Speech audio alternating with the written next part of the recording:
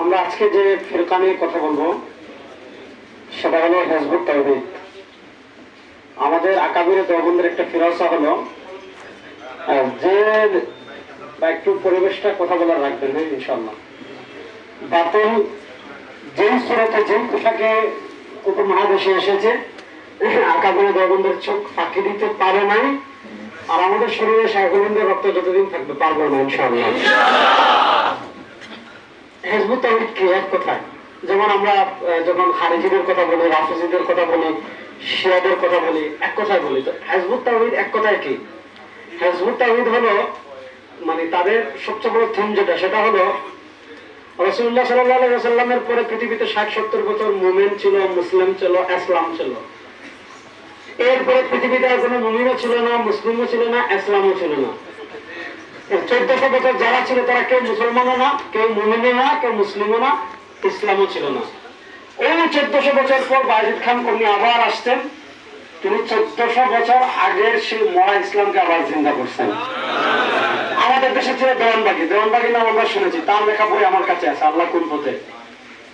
তো দেওয়ানবাগী এরকম যে ইসলাম মরে গিয়েছিল, সে মরা ইসলামকে আবার জিন্দা করেছে। তো হিজবুত তাওহীদের সবচেয়ে ভয়ঙ্কর আকীদা কি? হিজবুত তাওহীদের সবচেয়ে ভয়ঙ্কর আকীদা হলো রাসূলুল্লাহ সাল্লাল্লাহু আলাইহি ওয়াসাল্লামের ইন্তেকালের 70 বছর পর থেকে নিয়ে বায়েজিদ খান কর্ণী পর্যন্ত পৃথিবীতে যত মুসলমান ছিল, একটু খেয়াল করে হিজবুত তাওহীদ কি? হিজবুত তাওহীদের যেটা শামসুদ্দীন আশরাফী সাহেব ইশারা করেছেন যে রাসূলুল্লাহ সাল্লাল্লাহু আলাইহি ওয়াসাল্লামের ইন্তেকালের 70 বছর পর পর্যন্ত পৃথিবীতে মুমিন মুসলিম ছিল। এরপরে পৃথিবীতে আর কোনো মুমিনও ছিল না, মুসলিমও ছিল না। এখন যারা হিজবুত তাওহীদে যোগ দিবে তারাই মুমিন, তারাই মুসলিম। এর বাইরে যারা থাকবে তারা কেউ মুমিন হওয়ার সুযোগ নাই, মুসলিম হওয়ার সুযোগ নাই। তো ইসলামে এরকম জঘন্য মানসিকতা, ইসলামের ইতিহাসে এরকম জঘন্য তাকফীর, এরকম জঘন্য খারিজি চিন্তা কোনো দল ছিল না। আমি আপনাদেরকে দুটা বই থেকে দুটা জিনিস দেখে আমার মূল আলোচনায় যাব। দেখেন, এই বইয়ের নাম হলো ইসলামের প্রকৃত রূপরেখা। এই জমানার ইমামুজ্জামান মোহাম্মদ বায়েজিদ খান পন্নী, যিনি হিজবুত তাওহীদের প্রতিষ্ঠাতা। হ্যাঁ, এই বায়েজিদ খান পন্নীর বইয়ের 48 নম্বর পৃষ্ঠা থেকে আমি একটা আবারত আপনাদেরকে পড়ে শোনাই। বায়েজিদ খান পন্নী লিখছে, দুর্ভাগ্যবশত বিশ্বনবীর ওফাতের 60-70 বছর পর ইবলিস এই উম্মার আকীদায় ভিত্তি ঢুকিয়ে দিতে সমর্থ হলো, যার ফলে এই জাতি আল্লাহ রাস্তায় জিহাদ ও 5 দফা কর্মসূচি দুটোই ত্যাগ করে ইসলাম ও উম্মতে মুহাম্মদী দুটোই থেকে বহিষ্কৃত হয়ে গেল। এবং এই ধরনের কথা আপনারা এই দেখেন, তাদের আরেকটা বই আছে, এটা হলো এ ইসলাম ইসলাম নয়, এটা এ ইসলাম ইসলামী নয়। অর্থাৎ এখন যে পৃথিবীতে ইসলাম আছে এটা ইসলামী না। জায়গায় এখানে মুমিন মুমিনের পরিচয় নিয়ে একটা প্রবন্ধ আছে। এই যে এই বইয়ের 225 নম্বর পৃষ্ঠায় একই কথা লিখেছে। কি ভয়ঙ্কর কথা একটু খেয়াল করেন। রাসূলুল্লাহ সাল্লাল্লাহু আলাইহি ওয়াসাল্লামের ইন্তেকালের 60-70 বছর পর যারা ছিল এরাই মুমিন মুসলিম। এরপরে আর কেউ আপনার 5 দফা কর্মসূচি ত্যাগ করার কারণে কেউ মুমিনও ছিল না, মুসলিমও ছিল না। আচ্ছা ধরেন, রাসূলুল্লাহ সাল্লাল্লাহু আলাইহি ওয়াসাল্লাম ইন্তেকাল করেছেন কত হিজরিতে? 11 হিজরিতে। আমরা ধরলাম যে সে 60-70 বছর ধরছে, আমরা ধরলাম 70 বছর। তাই রাসূলুল্লাহ সাল্লাল্লাহু আলাইহি ওয়াসাল্লামের ইন্তেকাল 11 হিজরিতে, আর সাথে আপনি ধরেন আরো 70 বছর, তাহলে মোট হলো কত বছর? তাহলে মোট হলো 81 বছর। অর্থাৎ রাসূলুল্লাহ সাল্লাল্লাহু আলাইহি ওয়াসাল্লামের ইন্তেকালের পর 81 বছর পর্যন্ত পৃথিবীতে কি ছিল? ইসলাম ছিল। 81 বছর পর্যন্ত পৃথিবীতে কি ছিল? মুমিনরা ছিল। 81 বছর পর পৃথিবীতে আর কোনো মুমিন ছিল না, মুসলিম ছিল না। কথাটা আপনি খুব সহজ হিসাব ধরছেন। এবার ধরেন রাসূলুল্লাহ সাল্লাল্লাহু আলাইহি ওয়াসাল্লামের সর্বশেষ সাহাবী কত হিজরিতে ইন্তেকাল করেছেন? ইমাম ইবনে আসকালানী রাহিমাহুল্লাহ, ইমাম শামসুদ্দিন আয-যাহাবী রাহমাতুল্লাহ আলাইহি, ইমাম ইবনে আব্দুল বার মালিকি রাহমাতুল্লাহ আলাইহি, এবং সর্বশেষ আমাদের আব্দুল মালিক সাহেবের উস্তাদ আল্লামা আব্দুর রাশিদ নোমানী রাহিমাহুল্লাহ। সবাই অনেকগুলো মত লিখেছেন, সবার পিছনেরটা ধরি, সামনেরটা বাদ দিলাম। সর্বশেষ সাহাবী ইন্তেকাল করেছেন কত সালে? সর্বশেষ সাহাবী ইন্তেকাল করেছেন সবার চেয়ে পিছনের যে মত সেটা হলো 110 হিজরিতে। তাহলে বায়েজিদ খান কর্ণী এবং হিজবুত তাওহীদের আকীদা হলো 81 হিজরি পরে পৃথিবীতে আর কোনো মুমিনই ছিল না, 81 হিজরি পরে পৃথিবীতে আর কোনো মুসলিমই ছিল না। প্রশ্ন হলো 81 হিজরি থেকে নিয়ে 110 হিজরি পর্যন্ত বাদ দেন 110 হিজরি, এরপরে তো খায়রুল কুরুন তো আছে, তাবেঈনদের একটা বিশাল যুগ, তবে তাবেঈনের একটা বিশাল যুগ, মুজতাহিদ ইমামদের একটা বিশাল যুগ, ফকিহদের একটা বিশাল যুগ, সব বাদ দিলাম। আপনি শুধু 81 হিজরি থেকে নিয়ে 110 হিজরি পর্যন্ত কত কতজন সাহাবী, এর ভিতরে আপনি পাবেন আনাস ইবনে মালিক রাদিয়াল্লাহু তাআলার মতো প্রসিদ্ধ সাহাবী। হিজবুত তাওহীদের ফতোয়া হলো 81 হিজরি থেকে 110 হিজরি পর্যন্ত, এই যে টাইম, এই টাইমে যতজন সাহাবী দুনিয়াতে জীবিত ছিলেন এরা কেউ মুমিন ছিল না, এরা কেউ মুসলিম ছিল না, এরা কেউ ইসলাম বুঝে নাই। আচ্ছা ধরেন কাছে আপনি 110 হিজরি থেকে আপনি আসেন, আমরা যেটাকে বলি মানহাজুস সালাফ, আমরা ফিকহের ভাষায় বলি মানহাজুস সালাফ, মানহাজুল খালাফ। মানহাজুস সালাফ মানে কি 200 হিজরির আগে, মানহাজুল খালাফ মানে কি 200 হিজরির পরে। এই যে উম্মার কোন মহান কোন ইমাম ইসলাম বুঝলেন না, ইমাম বুঝলেন না, তা আমরা তো সবাই বলি না যে ইসলাম আনাস ইবনে মালিক বুঝেন নাই, যে ইসলাম সাহাবায়ে কেরাম বুঝেন নাই, যে ইসলাম ইমামগণ বুঝেন নাই, ওই ইসলাম নবীর ইসলাম না, ওই আমরা মিসমিসের ইসলাম না, ইউপিএসের ইসলাম বাংলাদেশে চলবে না। সামনে তামাশা করবেন, সাহাবায়ে কেরামকে তাকফির করবেন, ইমামকে তাকফির করবেন, উম্মার মহান ইমামদেরকে তাকফির করবেন, বাংলাদেশে আমরা জীবনে থাকতে তামাশা করবেন, হয় আমরা থাকবো না, হিজবুত তাওহীদ থাকবে, পুরো রক্ত থাকতে হিজবুত তাওহীদ থাকতে হবে।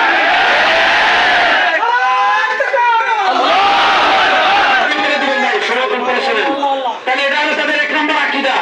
আচ্ছা আপনারা কি মনে করেন ইমাম বুখারী রাহমাতুল্লাহ মুমিন ছিলেন না? ইমাম মুসলিম রাহমাতুল্লাহ, আচ্ছা ইমাম আবু হানিফা রাহমাতুল্লাহ ইন্তেকাল করেছেন কত হিজরিতে? 150 হিজরিতে। ইমাম শাফিঈ রাহমাতুল্লাহ ইন্তেকাল করেছেন কত হিজরিতে? 204 হিজরিতে। ইমাম মালিক ইন্তেকাল করেছেন কত হিজরিতে?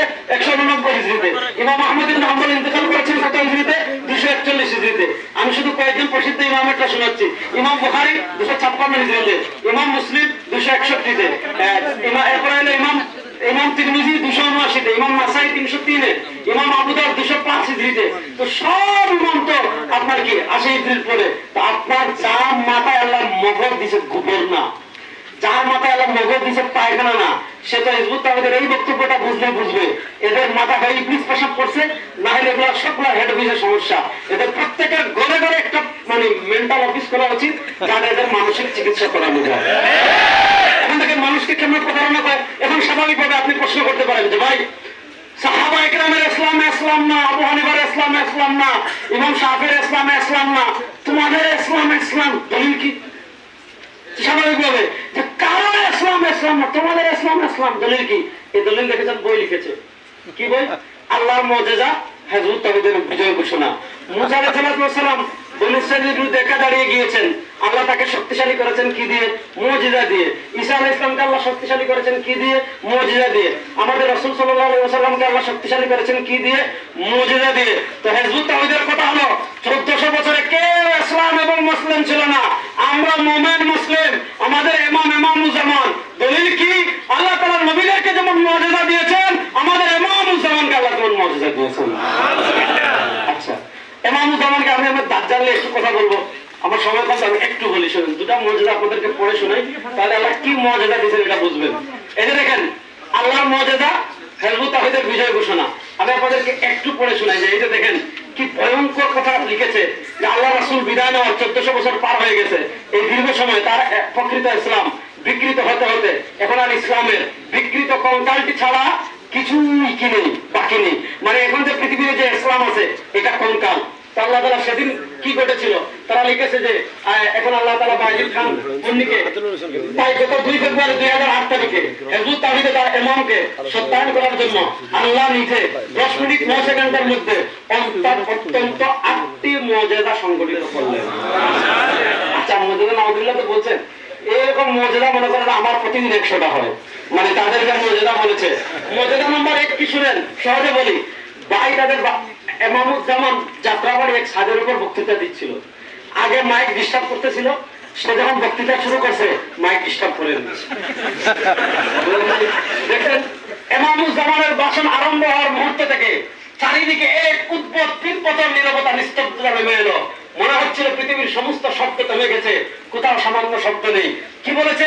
ইমামুজ্জামানের 1 নম্বর মুজিজা হলো ইমামুজ্জামান যখন বক্তৃতা শুরু করছিলেন, এর আগে বাচ্চারা চিল্লাচিল্লি করতেছিল, মানুষ কথা বলতেছিল। যখন ইমামুজ্জামান বক্তৃতা দেওয়া শুরু করেছেন, মানুষ একেবারে রব হয়ে গেছে। এরকম মুজিজা তো আমার তাই হিসাবে রয়েছে। তোমার সত্যি তোমার একটা ডায়লগ ভাইরাল হয়েছিল না যে পরিবেশটা খুব সুন্দর না, এই পরিবেশটা সুন্দর না, এটা এরকম মুজিজা আমার এই ধরনের তামাশা, এগুলোকে মুসলমানদের কাজ, মুশরিকদের কাজ। আচ্ছা, 2 নম্বর আরেকটা মজাদার শুনেন। ইমামের ভাষণ আরম্ভ হওয়ার একটু আগ পর্যন্ত আমাদের সেই লাউড স্পিকার দুটির শব্দ ছিল অস্পষ্ট, খুব খেয়াল করে বুঝতে হচ্ছিল, কারণ সাউন্ড সিস্টেমটা ছিল অনেক পুরনো। কিন্তু ইমাম কথা বলার সামান্য আগেই হঠাৎ লাউড স্পিকারের শব্দ একদম পরিষ্কার হয়ে গেল। এই হলো প্রথম 2টা মুজিজা। আচ্ছা বলেন, কেউ যদি শুনেন মুজিজা শুধু হয় নবীদের, পৃথিবীর কোন মানুষ যদি বলে আমার থেকে মুজিজা সংগঠিত হয়েছে, আপনি আলেমদেরকে জিজ্ঞেস করেন, নবীরা ব্যতীত কেউ যদি মুজিজার দাবি করে তার ঈমান থাকবে? বলেন মাদ্রাসার ছাত্ররা বলেন, তার ঈমান থাকবে? আকীদার যে কোনো কিতাব খুলেন, তাহলে এই যে হিজবুত তাওহীদ যারা এই মুজিজা নিয়ে তামাশা করলো, আপনারা বলেন এই তামাশা করার পর তাদের ঈমান সন্দেহের মধ্যে পতিত হওয়ার সম্ভাবনা আছে না নাই? এবার হিজবুত তাওহীদের সবচেয়ে বড় বৈশিষ্ট্য কি? হিজবুত তাওহীদের সবচেয়ে বড় বৈশিষ্ট্য হলো যে পাগল হয় ভাই, তার কোনো ধরাবন্ধা নেই। সেখানে খাম্বা ধরে বলবো পিয়া তুমি কোথায়। এরপর মনে করেন যে পাগল হয়, তাকে দুনিয়ার কোন দলিল দিয়ে আপনি বুঝাতে পারবেন না? এটা গল্প বলি। পাবনা পাগলাগারদে গিয়েছিলেন ডিসি, পাবনার নতুন ডিসি হয়েছে পরিদর্শনে, গিয়ে পাগলকে বলেছে পাগল রাষ্ট্র দেখতে, আমাকে ছেড়েন, আমি পাবনার ডিসি। বলছে জি ভাই, এখানে যারা আসে সবাই নিজেকে ডিসি মনে করে। হিজবুত তাওহীদ নামে এমন একটা সংগঠন, মানে মানে তাদের যা মন চায়, আপনি কি খণ্ডন করবেন বলেন? যা মন চায় তাই লিখবে, যা মন চায় তাই ব্যাখ্যা করবে, কোরআন সুন্নাহর যা মন চায় তাই ব্যাখ্যা করবে। আপনি কয়টা করবেন? আমি একটা নিয়ে কথা বলি, যেহেতু আমাকে একটা বিষয় দেওয়া হয়েছে, নচেত আমি অনেকগুলো বিষয় বলতাম। হ্যাঁ, এ দেখেন একটা বই, এটা হলো এই যে দাজ্জাল ইহুদি খ্রিস্টান সভ্যতা, দাজ্জাল ইহুদি খ্রিস্টান সভ্যতা। অর্থাৎ হিজবুত তাওহীদের আকীদা হলো, মানে বাজিদ খান পন্নীর আকীদা হলো, এই যেখানে আমরা ক্যামেরা লাগিয়েছি, এই যে বিমান উড়ে, এই যে প্রযুক্তি, এই যে এআই, এই যে চ্যাটজিপিটি, এই যে মাইক, এই যে এসি, মানে এই যে আধুনিক সভ্যতা, এটাই হলো দাজ্জাল। কিয়ামতের আগে দাজ্জাল বলতে কিছুই আসবে না। দেখেন কিয়ামতের আলামত সংক্রান্ত গুরুত্বপূর্ণ বড় বড় যে কয়েকটা আলামত, তার ভিতরে একটা হলো খুরুজুদ দাজ্জাল, আরেকটা হলো নুজুলুল মাসীহ। দাজ্জাল বের হবে, দাজ্জাল নেতৃত্ব দিবে কাদের? ইসরায়েলি ইহুদিদের, জায়নবাদী ইহুদিদের, মুনাফিকদের। আর এই সময় যারা তাওহীদবাদী মুসলিম হবে, প্রকৃত তাওহীদবাদী, হিজবুত তাওহীদ না, মানে প্রকৃত তাওহীদবাদী যারা হবে, তাদেরকে বাবেল যুদ্ধের চূড়ান্ত যুদ্ধে নেতৃত্ব দেওয়ার জন্য আল্লাহ তাআলা আসমান থেকে ঈসা আলাইহিস সালামকে আবার দুনিয়াতে পাঠাবেন ইনশাআল্লাহ। এটা বলেন মাদ্রাসা ছাত্ররা বলেন ইনশাআল্লাহ। এজন্য হতাশ হওয়ার কিছু নেই, হতাশ হওয়ার কিছু নেই ইনশাআল্লাহ। এই জায়গাবাদী ইহুদির কোমর ভেঙে যাবে ইনশাআল্লাহ। প্রথম আল্লাহ বলি পৃথিবীতে ইসলামের পুনর্জাগরণ হবে ইনশাআল্লাহ। ইসলামের অগ্রযাত্রা পৃথিবীতে কেউ দমায় রাখতে পারবে না ইনশাআল্লাহ। সারা পৃথিবীতে একদল হবে প্রকৃত হিজবুল্লাহ, যারা রায়াতুস সাউদা কালো পতাকার তার বাহক হবে। সারা পৃথিবীতে ইনশাআল্লাহ যত জায়নবাদী আছে, যত উগ্রবাদী হিন্দু শক্তি আছে, সারা পৃথিবীতে সকল উগ্রবাদী হিন্দু শক্তি, জায়নবাদী ইহুদি শক্তিকে পায়ের তলায় পিষ্ট করে আল্লাহর বাহিনী পৃথিবীতে তৈরি হবে, যাদের চূড়ান্ত বিজয় হবে বাবেল যুদ্ধে, আপনার দাজ্জালকে পরাজিত করে ইনশাআল্লাহ। আচ্ছা, আমি আপনাদেরকে খুব সহজ করে কয়েকটা জিনিস দেখাবো। তো এই যে দাজ্জাল আসবে, ঈসা আলাইহিস সালাম দুনিয়া থেকে নামবেন, এটাকে কেন্দ্র করে পৃথিবীতে এত এত ভয়ঙ্কর মানে মিথ্যাচার ছড়ানো হয়েছে। যেমন আমরা কাদিয়ানীদের কথা জানি, গোলাম আহমদ কাদিয়ানীর একটা বক্তব্য আমরা জানি যে সে নিজেকে শেষ নবী দাবি করেছে। তো গোলাম ভাই এখানে একটু কথা বললে আমি কথা বলবো কেমনে? এদেরকে কথা ফার করি তো কেন? সমস্যা নেই। আচ্ছা, একটু আমাকে কথা বলতে দেন, আমি শেষ করে দেবো। গোলাম আহমদ কাদিয়ানী তার একটা দাবি আমরা জানি যে গোলাম আহমদ কাদিয়ানী নিজেকে কি দাবি করেছে? নবী দাবি করেছে। তো নবী দাবি করা ছাড়া গোলাম আহমদ কাদিয়ানীর মোতাবেক আরেকটা বড় দাবি হলো যে কিয়ামতের আগে যে আসমান থেকে ঈসা আলাইহিস সালাম নামবেন দাজ্জালের সাথে যুদ্ধ করার জন্য, গোলাম আহমদ কাদিয়ানী বলেছে সেই ঈসা হইলাম আমি। তখন ইমামুল হাসান আল্লামা আনোয়ার শাহ কাশ্মীরি রহমাতুল্লাহ আলাইহি কলম হাতে নিয়েছিলেন, মাদ্রাসার ছাত্ররা এগুলা পড়বেন। ইমামুল হাসান আল্লামা আনোয়ার শাহ কাশ্মীরি রহমাতুল্লাহ কিতাব লিখেছিলেন আত-তাসরিহ বিমা তাওয়াতারা ফি নুজুলিল মাসীহ, যেটা তাহকিক তালিম করেছেন আমাদের দাদা উস্তাদ শেখ আব্দুল ফাত্তাহ আবু বকর রাহিমাহুল্লাহ আত-তাসরিহ বিমা তাওয়াতারা ফি নুজুলিল মাসিহ, সেখানে ঈসা আলাইহিস সালাতু ওয়াস সালাম কেমনে আসবেন দুনিয়াতে, দাজ্জাল বের হয়ে কি হবে। তো কাশ্মীরি রহমাতুল্লাহ আলাইহি ঈসা আলাইহিস সালাতু ওয়াস সালাম এবং কাশ্মীরি রহমাতুল্লাহ আলাইহি আপনার ঈসা আলাইহিস সালাতু ওয়াস সালাম আর মাসিহুদ দাজ্জাল এই সংক্রান্ত সবগুলো হাদিস কি করেছেন, জমা করেছেন এবং গোলাম আহমদ কাদিয়ানী আর দাজ্জাল এবং মাসিহা মুহাম্মদের ভিতর কি কি পার্থক্য আছে সেই পার্থক্য তিনি সেই বইয়ে তুলে ধরেছেন। জাওয়াহিরুল ফিকহের প্রথম খণ্ডে মুফতি মুহাম্মদ শফি রহমাতুল্লাহ আলাইহি একদম নকশা করে ওই আত-তাসরিহ বিমা তাওয়াতারা ফি নুজুলিল মাসিহের সংক্ষিপ্ত ভাষণ করেছেন, যেটার অর্থ তিনি নাম দিয়েছেন মাসিহে মাউউদ, প্রতিশ্রুত মাসিহের পরিচয়। সেখানে আপনারা দাজ্জাল সংক্রান্ত একটা বিষয় সবগুলো বড় এক জায়গায় পাবেন। কাশ্মীরি রাহিমাহুল্লাহ আত-তাসরিহ বিমা তাওয়াতারা ফি নুজুলিল মাসিহে মাউউদ এবং দাজ্জাল সংক্রান্ত বর্ণনাগুলো একসাথে পাবেন। একটা বিষয় যদি আপনি পরিপূর্ণ বুঝতে চান, পরিপূর্ণ ধারণা নিতে চান, তাহলে এক দুইটা আংশিক হাদিস পড়ে আপনার বিষয়টা বুঝে আসবে না। সবগুলো রিওয়ায়াতকে যখন সামনে আনবেন তখন যে চিত্রকল্প আপনার সামনে তুলে ধরবে, এটাই হলো বাস্তবতা।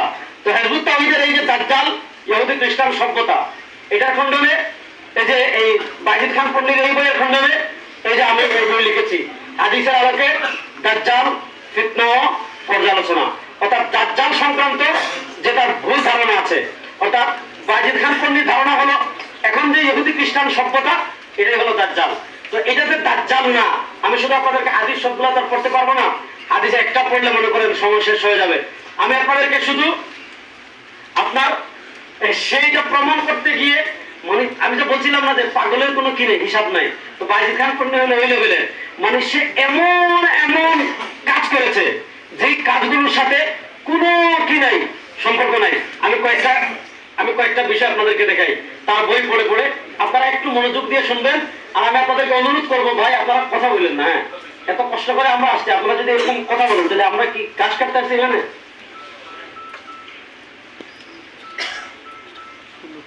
আচ্ছা আমি আপনাদেরকে মানে তার হাদিসে মানে একটা বিষয় প্রমাণ করতে গিয়ে হাদিস কি কি মানে জঘন্য বিকৃতি করেছে মানে হিজবুত তাওহীদের ইমাম, তার একটা কি দেখাই প্রমাণ দেখাই। যেমন সে দাজ্জালের পরিচিতি, অর্থাৎ এই যে ইহুদি খ্রিস্টান সভ্যতার দাজ্জাল, এইটা প্রমাণ করার জন্য এক দেখেন 2 3 4 5 6 7 8 9 এভাবে প্রায় 17টা হাদিস এনেছে, যে এই হাদিসগুলোর আলোকে প্রমাণ হয় যে বর্তমানে এই সভ্যতায় দাজ্জাল। বোঝার কথা কি জানেন, উলুমুল হাদিসের একটা স্বীকৃত মূলনীতি হলো যে একটা লম্বা হাদিস, যেমন আমি আপনাদেরকে দেখাই, এই হাদিসটা আমি এনেছি, এটা সুনান ইবনে মাজাহ, ইমাম ইবনে মাজাহ রাহমাতুল্লাহ আলাইহি এই হাদিস এনেছেন, ইমাম হাইসামি এটাকে হাসান বলেছেন, শেখ নাসিরউদ্দিন আলবানী রাহিমাহুল্লাহ এটাকে হাসান বলেছেন, আর অনেক ইমামগণ এই হাদিসকে হাসান বলেছেন। সেটা হলো সুনান ইবনে মাজাহ 4077 নম্বর বর্ণনা, আন আবি উমামা আল-বাহিলি, আবু উমামা বাহিলি রাদিয়াল্লাহু তাআলা থেকে একটা দীর্ঘ বর্ণনা। হাদাসানা আলী ইবনে মুহাম্মদ قال حدثنا عبد الرحمن المحاربي عن اسماعيل بن رافع عن ابي رافع عن ابي زرعه يحيى بن ابي عم عن ابي امامه الباهلي قال خطبنا رسول الله صلى الله عليه وسلم, আল্লাহ রাসূল সাল্লাল্লাহু আলাইহি ওয়াসাল্লাম সাহাবায়ে কেরাম রিদওয়ানুল্লাহি আলাইহিমকে নিয়ে একদিন কি করেছেন, দাজ্জাল সংক্রান্ত একটা দীর্ঘ বক্তৃতা দিয়েছেন। সেই বক্তৃতা এক একটা অংশ এনেছে, এই কি হাদিস দেখেন, একই হাদিসের বক্তৃতার একটা অংশ এনেছে, এটা বলেছে হাদিস নাম্বার 1, আরেকটা অংশ এনেছে এনে বলেছে হাদিস নাম্বার 2, আরেকটা অংশ এনেছে এনে বলেছে হাদিস নাম্বার 3, আরেকটা অংশ এনেছে এনে বলেছে হাদিস নাম্বার 4, আরেকটা অংশ এনেছে এনে বলেছে হাদিস নাম্বার 5, আরেকটা অংশ এনেছে এনে বলেছে হাদিস নাম্বার 6। তো এই যে সে মানে এক একটা অংশ এনেছে আর এক একটা অংশ এনে এনে এনে এনে কি করেছে, নিজের মতো কি করেছে, ব্যাখ্যা করেছে। এখন নিজের মতো ব্যাখ্যা করতে গিয়ে সে কি করেছে, আমি আপনাদেরকে দুই একটা সপ্তাহ দেখাতে পারবো না, আমি আপনাদেরকে দুই একটা পড়ে শোনাই। যেমন এই কিতাবের 35-36 নম্বর পৃষ্ঠা, এই যে 35-36 নম্বর পৃষ্ঠায় মানে সে লিখেছে, আল্লাহ রাসূল সাল্লাল্লাহু আলাইহি ওয়াসাল্লাম বলেছেন, এই যে আল্লাহ রাসূল বলেছেন দাজ্জালের গতি হবে অতি দ্রুত সে বায়ুতাড়িত মেঘের মতো আকাশ দিয়ে উড়ে চলবে। মনে করেন হাদিস নম্বর 4 যে দাজ্জালের গতি হবে অতি দ্রুত। রাসূলুল্লাহ সাল্লাল্লাহু আলাইহি ওয়াসাল্লাম বলেছেন সে বায়ুতাড়িত, এই পয়েন্টটা বলবেন, সে বায়ুতাড়িত মেঘের মতো আকাশ দিয়ে উড়ে চলবে। এখন সে ব্যাখ্যা করছে, এই হাদিসের বেশি ব্যাখ্যার প্রয়োজন করে না। দাজ্জাল অর্থাৎ পাশ্চাত্য যান্ত্রিক সভ্যতার তৈরি এরোপ্লেন যখন আকাশের উপর দিয়ে উড়ে যায় তখন যে সেটাকে বায়ুতাড়িত অর্থাৎ জোর বাতাসে চালিত মেঘের টুকরোর মতো দেখায়, তাকে কেউ অস্বীকার করতে পারবে কি? রাসূলুল্লাহ বলেছেন দাজ্জাল বায়ুতাড়িত মেঘের মতো আকাশ দিয়ে উড়ে চলবে। আর বর্তমানে মেঘের উপর দিয়ে কি চলে? বিমান চলে। সুতরাং বিমান হলো দাজ্জাল। আচ্ছা, বিমান দাজ্জাল হোক না হোক সে আলোচনা আমি যাচ্ছি না। এখানে যে হাদিস কি করেছে আমি আপনাদেরকে একটা জিনিস দেখাই। এখানে তো কিতাব থেকে দেখেন, সে বলেছে দাজ্জালের হাদিস, এই যে দাজ্জালের গতি হবে অতি দ্রুত, সে বায়ুতাড়িত মেঘের মতো আকাশ দিয়ে উড়ে চলবে। আসলে হাদিসের আরবিটা দেখুন কত বড় খেয়ানতকারী। হাদিসে কি আসছে? কুল্লা ইয়া রাসূলুল্লাহ, মানে সাহাবায়ে কেরাম রাসূলুল্লাহ সাল্লাল্লাহু আলাইহি ওয়াসাল্লাম যখন বলবেন যে সে খুব দ্রুত পথ চলবে, রাসূল সাল্লাল্লাহু আলাইহি ওয়াসাল্লাম বলেছেন ইয়ামকুসু ফিল আরদি আরবাইন ইয়াউমুন কাসানাতিন ইয়াউমুন কাশাহরিন ইয়াউমুন কাজুমআতিন ওয়া বাকিল আইয়ামি কাআইয়ামিনা। লম্বা হাদিস। সাহাবায়ে কেরাম জিজ্ঞেস করলেন ওয়ামা ইসরাউহু ফিল আরদ, তাওয়াজ্জুহ, এই পয়েন্টটা খেয়াল রাখবেন ছাত্ররা। ওয়ামা ইসরাউহু ফিল আরদ, আচ্ছা আরজুর অর্থ আকাশ না জমিন? মাথা ছাত্ররা বলেন আরজুর অর্থ আকাশ না জমিন? সাহাবায়ে কেরাম জিজ্ঞেস করেছেন আল্লাহ রাসূল সে পৃথিবীতে কত দ্রুত গতিতে চলবে? আচ্ছা, সে আকাশে দ্রুত গতিতে চলার কথা আসছে না পৃথিবীতে দ্রুত গতিতে চলার কথা আসছে? হাদিসের শব্দ হলো ওয়ামা ইসরাউহু ফিল আরদ, সে জমিনে কত দ্রুত গতিতে চলবে। এখন সে আরজের অনুবাদ করেছে আকাশ। সে আকাশে কি করবে? মেঘের মতো দ্রুত গতিতে চলবে। আচ্ছা বলেন, যার অন্তরে সামান্য পরিমাণ ইসলাম আছে, যার অন্তরে সামান্য পরিমাণ তাকওয়া আছে, আল্লাহর ভয় আছে, সে হাদিসে কখনো এরকমের বিকৃতি করতে পারে না। আচ্ছা, প্লেন আসমান দিয়ে উড়ে, এটা দাজ্জাল। তাহলে প্রশ্ন হলো যে প্লেন বানাইছে সে তো দাজ্জালের বাপ, আর যে প্লেন চালাচ্ছে তাকে কি বলবেন? এরকম একটা দাজ্জাল উঠলে উঠে বলে উঠে, বস বসে, উড় উড়ে, ডানে হোক ডানে কাত হয়, বামে হোক বামে কাত হয়। তাহলে যার কথা প্লেন বর্ণনা করে তারা কি বলবেন? আচ্ছা, আরো দু একটা জিনিস দেখাই, তারপর আমি আপনাদের থেকে বিদায় নেবো। আরো দু একটা জিনিস দেখ, আপনারা কি বিরক্ত হচ্ছেন? আপনারা কি রাগ করছেন? একটু শুনেন। আচ্ছা, এখানে আরো অনেক কথা আছে যে সে যে পৃথিবীতে দ্রুত গতিতে চলবে, পৃথিবীতে দ্রুত গতিতে চলে কি করবে? ফায়াতি আলাল কওম ফায়াদউহুম, হাদিসে আসছে দাজ্জাল পৃথিবীতে এই যে দ্রুত গতিতে চলবে, দ্রুত গতিতে চলে সে একটা সম্প্রদায়ের কাছে আসবে, ফায়ুমিনুনা বিহি, তারা ঈমান আনবে। যখন ওই সম্প্রদায় দাজ্জালের উপর ঈমান আনবে, ফায়ামুরুস সামা আন তুমতিরা ফাতুমতির ওয়া ইয়ামুরুল আরদা আন তুমবিতা ফাতুমবিত, দাজ্জাল আসমানকে বলবে আসমান বৃষ্টি দাও, বৃষ্টি হবে। দাজ্জাল জমিনকে বলবে জমিন ফসলে ভরে যাও, ভরে যাবে। তো দাজ্জাল যে দ্রুত গতিতে চলে পৃথিবীতে কি করবে রাসূলুল্লাহ সাল্লাল্লাহু আলাইহি ওয়াসাল্লাম সেটাও বর্ণনা দিয়েছেন। কিন্তু সে 8 পিস বাদ দিয়ে আজকে আকাশ বানিয়ে বিমানে দাজ্জাল বানিয়ে দিয়েছে। আচ্ছা, এরপরে আমি আরেকটা জিনিস আপনাদেরকে দেখাই। দেখেন, আচ্ছা আমি আরেকটা জিনিস আপনাদেরকে দেখাই। সে হাদিস নাম্বার 7 লিখেছে, 7, এই যে হাদিস নাম্বার 7। দাজ্জাল মাটির নিচের সম্পদকে আদেশ করবে উপরে উঠে আসার জন্য এবং সম্পদগুলি উপরে উঠে আসবে এবং দাজ্জালের অনুসরণ করবে। তো এটাকে সে ব্যাখ্যা করেছে কি যে দাজ্জালের অর্থাৎ ইহুদি খ্রিস্টান যান্ত্রিক সভ্যতার জন্মের আগে ভূগর্ভস্থ অর্থাৎ মাটির গভীর নিচের খনিজ সম্পদ সম্পর্কে মানুষের জ্ঞান খুবই সীমিত ছিল। আচ্ছা, আমার 1 মিনিট আছে, যেহেতু 1 মিনিট আছে আমি এটার ব্যাখ্যা না করে তার আরেকটা জিনিস দেখিয়ে আমি আপনাদের থেকে বিদায় নেব। অর্থাৎ সে এতক্ষণ বলেছে ইহুদি খ্রিস্টান সভ্যতাই কি? দাজ্জাল। কিন্তু ইহুদি খ্রিস্টান সভ্যতাকে দাজ্জাল প্রমাণ করতে গিয়ে শেষে কি করেছে শুনেন। এই বইয়ের 51 নম্বর পৃষ্ঠা থেকে আমি 15 নম্বর হাদিসটা পড়ে আপনাদের থেকে বিদায় নেব। আল্লাহ রাসূল সাল্লাল্লাহু আলাইহি ওয়াসাল্লাম বলেছেন, হুজুর 3টা মিনিট সময় দেন, 3টা মিনিট পরে ওঠে। আচ্ছা, আল্লাহ রাসূল সাল্লাল্লাহু আলাইহি ওয়াসাল্লাম বলেছেন দাজ্জাল পৃথিবীর সর্বত্র, ছাত্ররা কেমন সাথে আছেন? শুনেন, আল্লাহ রাসূল সাল্লাল্লাহু আলাইহি ওয়াসাল্লাম বলেছেন দাজ্জাল পৃথিবীর সর্বত্র যেতে পারবে ও যাবে, কিন্তু মক্কা মদিনায় প্রবেশ করতে পারবে না। মদিনায় প্রবেশের প্রত্যেক দরজায় দুজন করে মালায়েক ফেরেশতা পাহারা দিবে, যারা দাজ্জালকে সেখানে প্রবেশ করতে দেবে না। আবু বকর রাদিয়াল্লাহু তাআলা আনহু ফাতেমা বিনতে কায়েস থেকে বুখারী ও মুসলিম, এটা হাদিস সহিহ, যে রাসূলুল্লাহ সাল্লাল্লাহু আলাইহি ওয়াসাল্লাম বলেছেন দাজ্জাল তার বিশাল বাহিনী নিয়ে মদিনা দখল করতে যাবে। যখন মদিনা যাবে আসমান থেকে ফেরেশতা নেমে আসবেন, তারা তরবারি নিয়ে মদিনা পাহারা দিবেন, দাজ্জাল মদিনা দখল করতে পারবে না। এবার দেখেন সেটা ব্যাখ্যা করছে, আজ সমস্ত পৃথিবীর দিকে একবার থাকা নেই, বিশ্বনবীর এই কথার সত্যতা উপলব্ধি করা যায়। মুসলিম বলে পরিচিত জাতিগুলি সহ অন্যান্য সমস্ত জাতিগুলি দাজ্জালের অর্থাৎ ইহুদি খ্রিস্টান সভ্যতার তৈরি গণতন্ত্র, সমাজতন্ত্র ইত্যাদি নীতি তার তৈরি আইনকানুন, অর্থনীতি, দণ্ডবিধি ইত্যাদি গ্রহণ করে সেই মোতাবেক তাদের সমষ্টিগত তাদের রাষ্ট্রীয় রাজনৈতিক অর্থনৈতিক জীবন পরিচালনা করছে। কাজেই দাজ্জালের প্রভুত্ব সর্বময়। দাজ্জাল পৃথিবীর সর্বত্র যেতে পারবে, অর্থাৎ সমস্ত পৃথিবী তার প্রভুত্বের অধীন হবে, শুধুমাত্র মক্কা ও মদিনায় সে প্রবেশ করতে পারবে না। মনে রাখতে হবে রাসূল সাল্লাল্লাহু আলাইহি ওয়াসাল্লাম হাদিসে বলেছেন, দাজ্জালের পরিচিত 14 নম্বর হাদিস, সমস্ত আরব দাজ্জালের প্রধানত হবে। আর এই হাদিসে বলেছেন শুধু মক্কা ও মদিনার ব্যতিক্রম হবে। এর অর্থ হলো মক্কা মদিনায় দুটি শহর ছাড়া বাকি আরব দেশও দাজ্জালের প্রধানত হবে। খেয়াল রাখেন, আমি শেষ করে দিচ্ছি। আজ বিশ্বনবীর ভবিষ্যৎবাণী, এটা একটু খেয়াল করেন, আজ বিশ্বনবীর ভবিষ্যৎবাণী সত্য পরিগণিত হয়েছে। উপসাগরীয় যুদ্ধের পর খুদ আরব উপদ্বীপে ইহুদি খ্রিস্টান সামরিক বাহিনী প্রবেশ করেছে এবং স্থায়ী আসন গেড়ে বসেছে, এবং এই সমগ্র অঞ্চলে ওই দাজ্জালি সামরিক শক্তি সবচেয়ে শক্তিশালী। কিন্তু আজও তারা অর্থাৎ ইহুদি খ্রিস্টানরা মক্কা মদিনায় প্রবেশ করতে পারেনি এবং ইনশাআল্লাহ কখনো পারবে না। খেয়াল রাখেন, সে আগে বলেছে ইহুদি খ্রিস্টান সভ্যতা দাজ্জাল, হুজুররা কেন দাজ্জালের অপেক্ষায় আছে, কিয়ামতের আগে দাজ্জাল আসবে, যুদ্ধ হবে, এগুলা সব ভুয়া, এই প্রযুক্তি দাজ্জাল। প্রশ্ন হলো দাজ্জালের যত প্রযুক্তি সে বলেছে এগুলো দাজ্জাল, বিমান দাজ্জাল, মোবাইল দাজ্জাল, এবং হাদিসে আসছে না দাজ্জালের এক চোখ হবে কানা, সে বলেছে। ওই সময় মোটরোলা মোবাইল ছিল, আপনারা মুরব্বীরা বলতে পারবেন, এখনকার ছাত্ররা বলবেন না।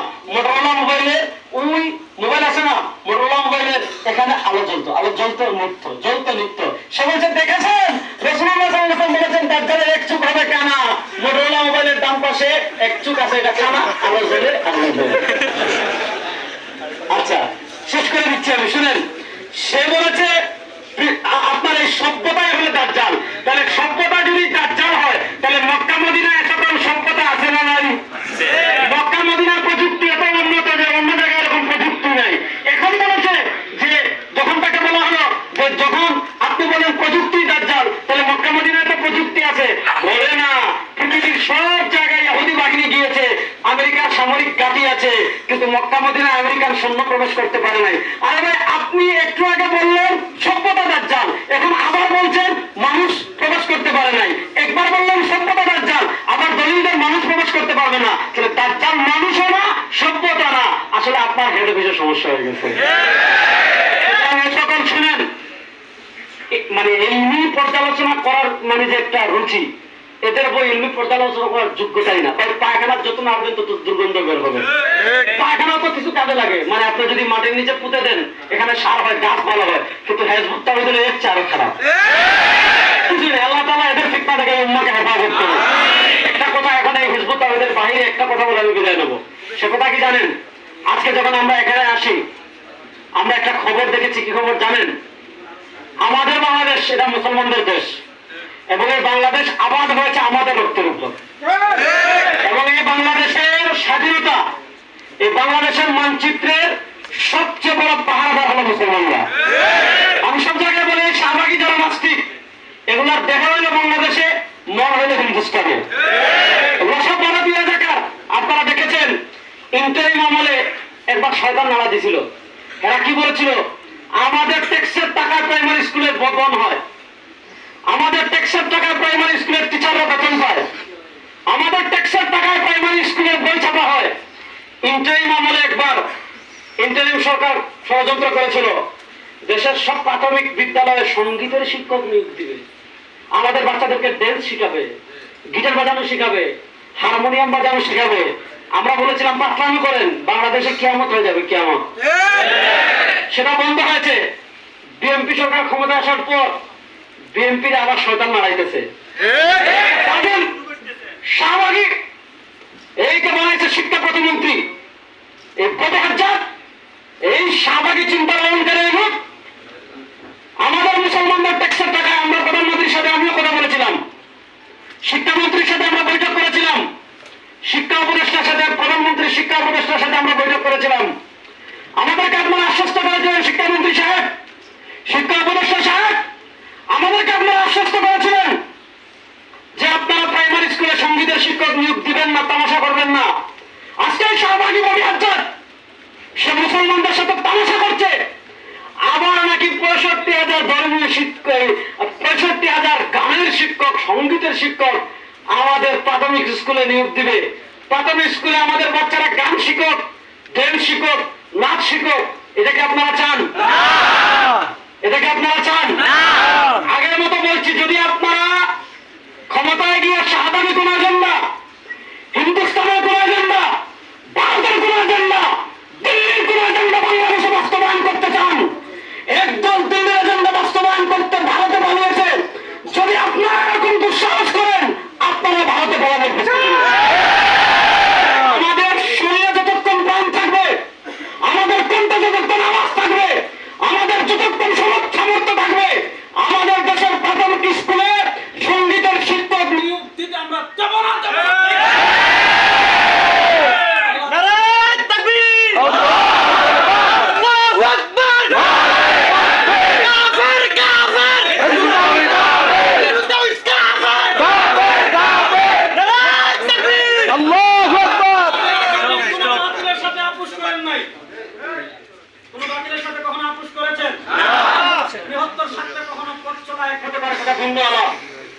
কিন্তু আমরা জীবিত থাকবো আর আমাদের হিজবুত তাওহীদের আমাদের নিজের আলেমদের নামে মামলা দিবে। আমি ফেনীর প্রশাসনকে সতর্ক করে শেষ করছি, যদি হিজবুত তাওহীদের ভ্রান্ততা নিয়ে কোনো আলেম বয়ান করবেন, যদি কোনো আলেমের নামে মামলা হয় আর আপনারা আলেমদেরকে হয়রানি করেন, আপনাদের সাথে আমাদের বোঝাপড়া আছে। আমাদের সবাইকে ভালো রাখেন, বাতিলের সাথে কোনো আপোষ নাই, সংগ্রাম চলছেই চলবে ইনশাআল্লাহ। আসসালামু আলাইকুম ওয়া রাহমাতুল্লাহি ওয়া বারাকাতুহু।